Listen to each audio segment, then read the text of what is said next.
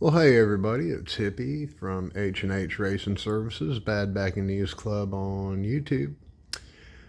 Um, man, some of you know and some of you don't. I'm gonna share it with you. I wrecked a 968 Porsche so dang bad that I smashed my face in and knocked teeth loose and root canals, and man, I busted my face something incredible. I'm gonna hit Fat Buddy Cat up, and he does. I like the way he edits his videos, and I'm gonna get some pointers from him. He is a heck of a guy, and man, I appreciate any tutelage that he can pass on to me.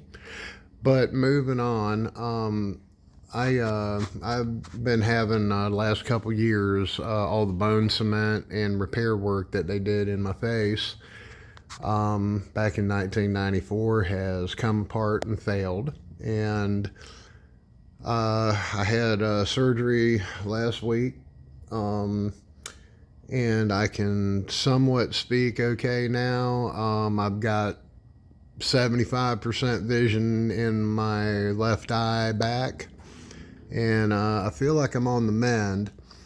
And going the right way. I got a checkup in the morning with my surgeon, but they put some girdered steel mesh, or you know what? They put a girder in to support my orbital, and took what bone was live and mitered around it, made it all fit, and put it all together. And the girder is supposed to support my eye my eye hole. And anyway, so we've been not making videos like we had been for a little bit, just for health reasons and racing schedule. But in this downtime, now that I can kind of speak somewhat again, I'm going to share with you what I'm up to. So, even though I jumped on a Harley and went out and rode a little bit, and now Hannah's mad at me, um, I've been sticking close to home and doing what the doctor says for the most part. That being said, here I am in the shop, and I've got a little thing that I think it's cool. I discovered it completely by accident, and I'm gonna share it with y'all. So what we have here is a Champion 224 block. This is out of a generator, and it has a great big old hole in it. So it has a 72.55 millimeter bore, and I decided to pull a Predator crank and mate this thing up. The wrist pin was the right size in the piston, and I wish I had the piston out of it to show you. It is as high performance of a piston. I mean, if you bought a Wiseco, you wouldn't really see any difference in the cut, the skirt. It looks like a high performance Harley piston, actually. And then behind it on the left hand side, we have it's a Hemi Predator block, but it's it's a 212 Predator. And then on the other side, we have, I believe it's a Lifton. I might be wrong, but I believe it's a Lifton. And the Hemi mic's out with a bore of 70.012. And I'm gonna call it a Lifton for ease of talking about it. The Lifton is 68.23 bore. The Lifton has a 54 millimeter stroke. The Hemi, or the Predator period, has a 55 millimeter stroke, and this 224 Predator crank that I got in here gives me a 58 millimeter stroke. Now, by my calculations, this little cheater engine here comes out to 239.77 cubic centimeters. That is 239.77 centimeters. Here's the thing, though, is that it's got the old style cam bushings in it. And my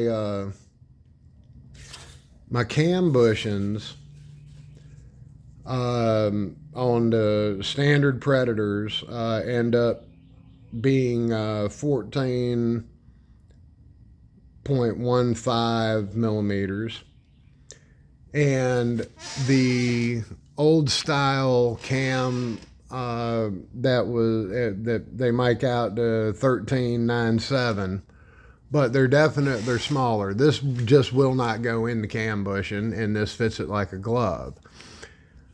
I can't for sure tell you exactly what that came out of, because I just got boxes of dead parts from stuff that's been hot rodded around here. But I know when I go to order the cam, because I'm probably going to throw a Mod 2 in this, I have really come to like that Mod 2 cam a lot. But what's beautiful is this whole thing clearances just beautifully, man. It doesn't hit anything. And the only difference is that I'm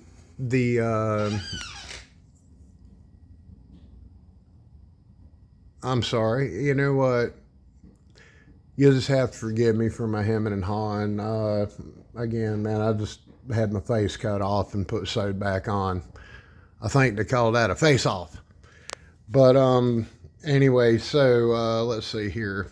Because I recorded, I wrote some of this stuff down so that I could easily access it here. But this 239cc little motor right here, I built a couple of them with the 212 crank in them. The problem with these is that they come from the factory with a weird shaft, and it is a tapered shaft. And I did a little experimenting with golf cart driver units, which bolt up to them, and it wasn't fruitful. It was more hassle than I felt it was worth. And so I started trying to figure out how to bolt all this stuff together with existing parts. Now, this is going to take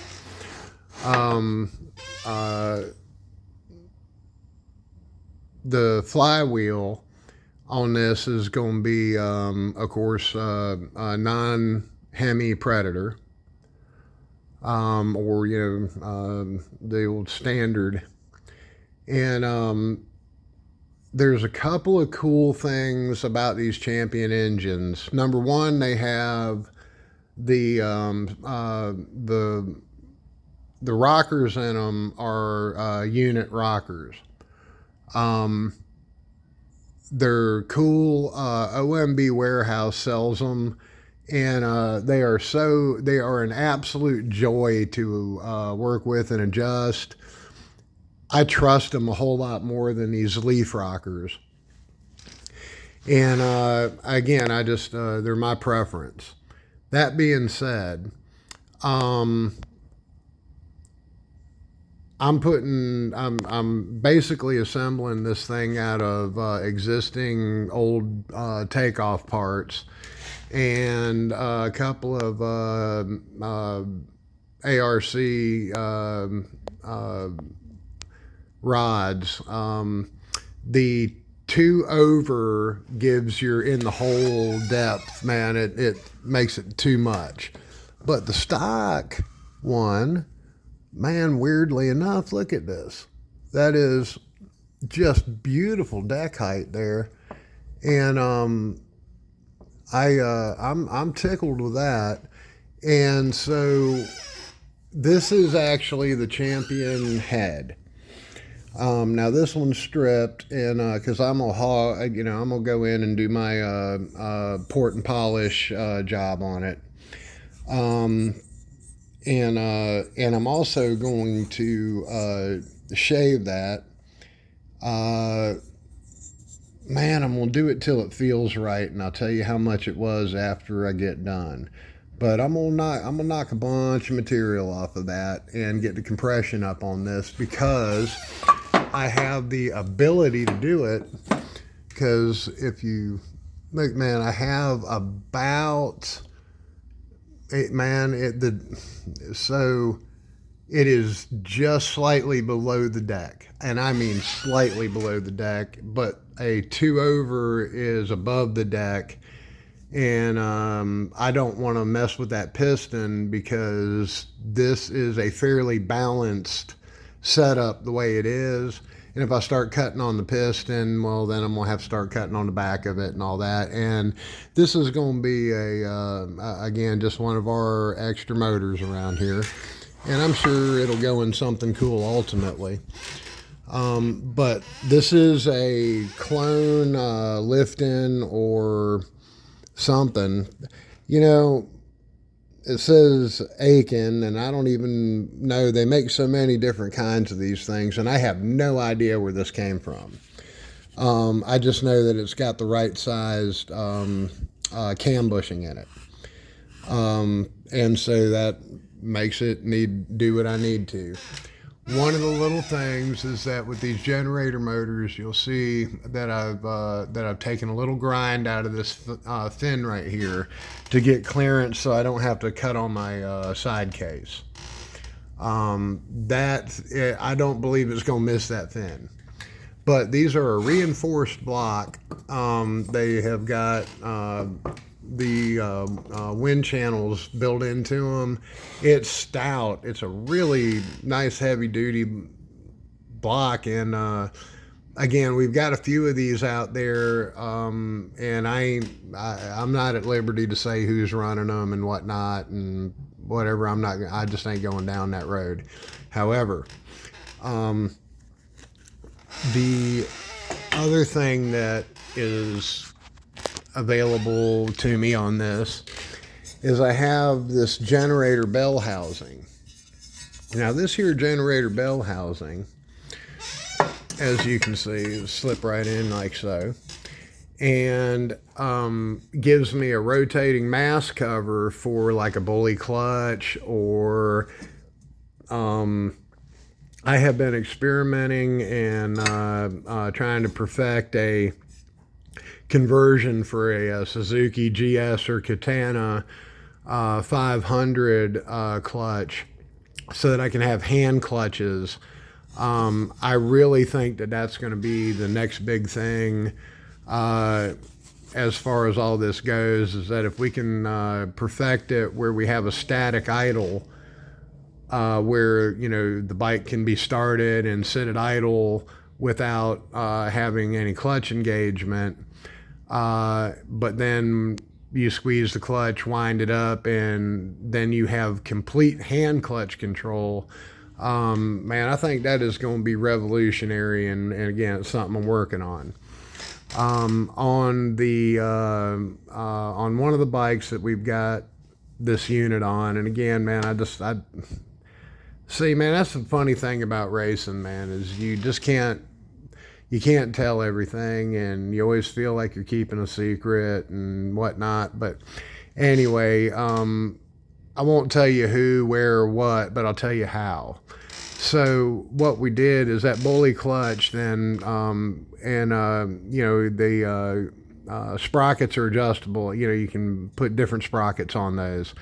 And so what we did was we made a cutout through the venting, and then we made a cutout up here that the chain can run through, and then came off of these two bolt holes and made our chain guard cover and again, it's just, you know, you got to have them. I see a lot of people running around with open torque converters, open clutches and all that, and I get it, man. You know, hey, pay you money, take your chances. I'm not going to be responsible for anybody's foot, or hand, leg, whatever. I got a dear friend up in Charlotte that has a half of her hand missing because of not having a guard on a bike. And man, I am never going to be responsible for that happening to somebody. But anyway, but that is another option that we have for these engines is now, and of course I could bore that bushing out and make it fit, you know, and make any cam fit in it. But I actually happen to have a bunch of those smaller diameter cams.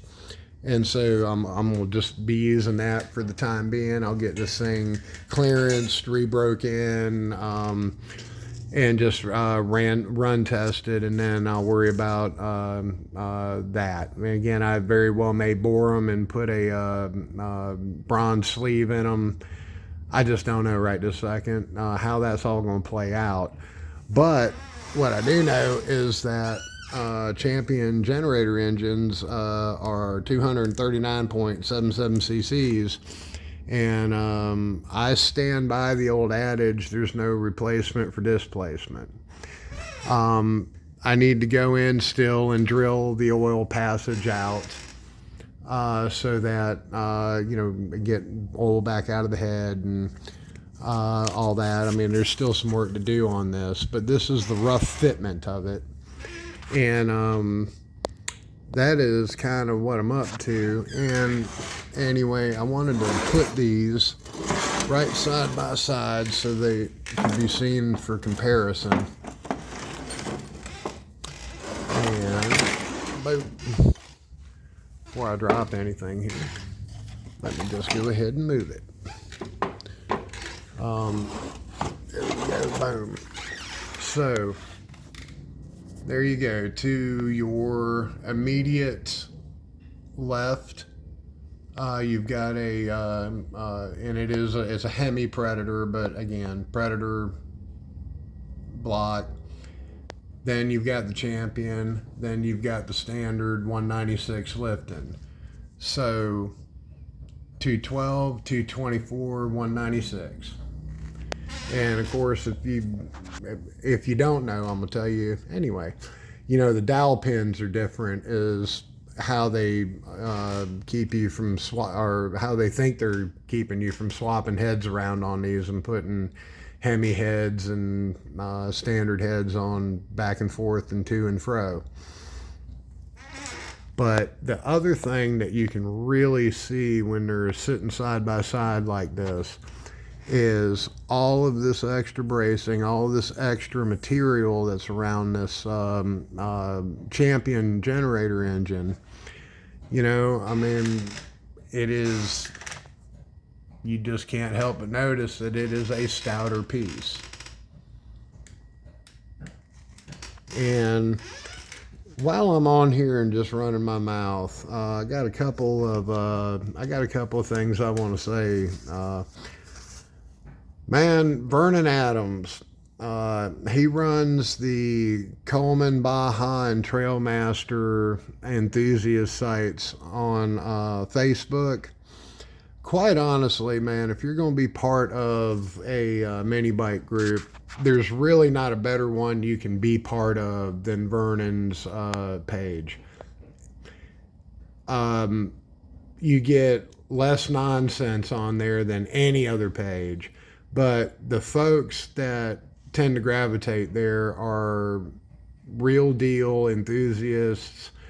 You get newbies that come in with questions, and there's old dudes. Vernon, I don't know if Vernon's an old dude or not. I assume he is. I haven't met Vernon in person, but I've interacted with him on the line, and he seems to be a mature gentleman. And I don't think he's 20, and I don't think he's 70. So for whatever that's worth. Um, that that being said, though, he gives fantastic tech advice, and the folks that float around in there are real enthusiasts that are into this sport, into this hobby. And if you're not a member, you really should be. And it's probably the only one you even need to be a member of on the Facebooks. Um, there's too much nonsense going on those other pages, and that's not that all of them are bad, but man, I just I kind of like to hang where I know there's quality people, quality builds, and I'm gonna tell you, I'm kissing up a little because man, one of my bikes got chosen for many of the month, and is the cover photo for the month of April.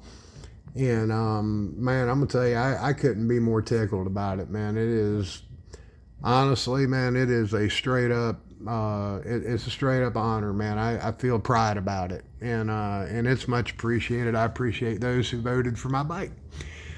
Um, that being said, and I know I say that all the time, but that being said, um, that's where I'm at right this second. I'm about to pull the Dremel and the whip out and hog this head and go ahead and get it built. And then the other thing is I can use a thin gasket on this even after I shave it, because I'm gonna have all kind of clearance even with this flat top piston in here. And I'm curious to see where the compression is going to end up on it, but I think it's going to be relatively high. And I think this is going to be a pretty stout engine at the end of the day. I do not currently have a flywheel for it. I've got stock flywheel, and that's what I'm gonna start it with and do the run in, break in, make sure it's make sure it's sound run in with it.